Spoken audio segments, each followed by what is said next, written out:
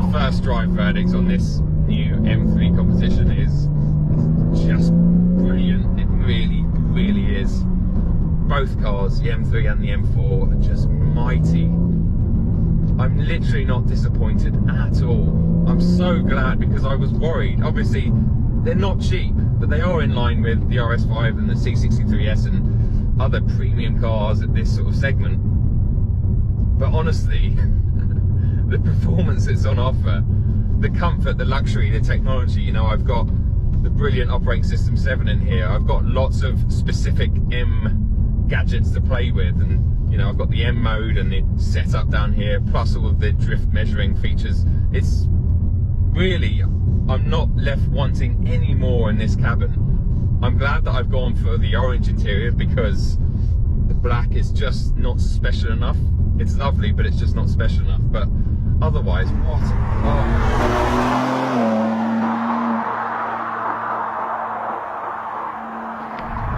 Put the chassis into Sport Plus just to see what it feels like on a typical British B road. Instantly you can feel it's so much stiffer than Comfort or even Sport. It's really firm. I'm sure this will be the choice setting for the majority of circuits out there, but I know with a car feeling this stiff, it's really going to struggle to lay down its traction. In fact, this feels very similar to the F80. When you stiffen that one right up, it had a similar sort of feel. Coming through here, I literally can feel every single bump in the road.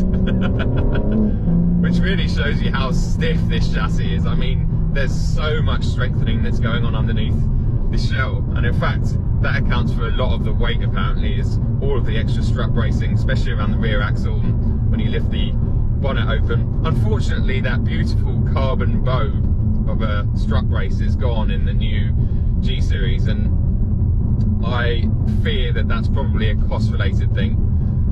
And I love the one in my M2. I think it looks really special. When you lift the engine bay, it looks really, really good, whereas in this one it looks okay, but it's no different to a regular 3 Series really, with a bit of extra bracing. I guess we need to summarise. Well, I'm massively impressed with both cars. Ironically, the M4 feels a little bit better on this particular road, just a bit more fluid. But I'm not sure if I'm imagining that, and like I said earlier on, I'm not sure if this car's maybe done a lot less miles, so it's barely broken in, it's done 1100 miles, so maybe that's what it is.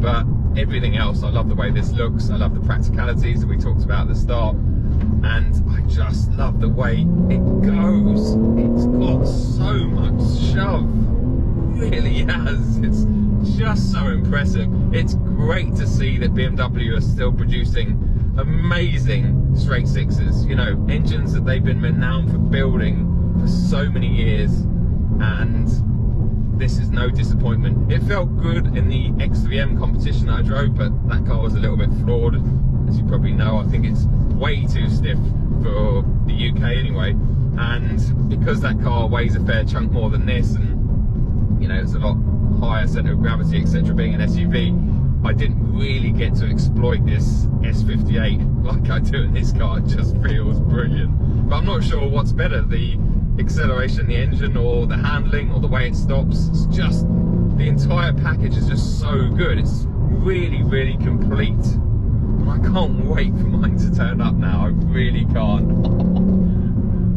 What a brilliant car! What a brilliant car!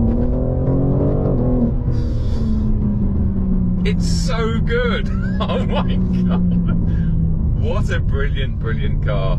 I think that's how I summarised the M4 competition this morning. But anyway, if I did, then yeah, I'm sorry that I said they're both brilliant. They are both brilliant, and this is one of the great modern M cars as far as I'm concerned. I haven't driven it out on track, and I have only spent a couple of hours in both cars, but my first impressions are very, very good.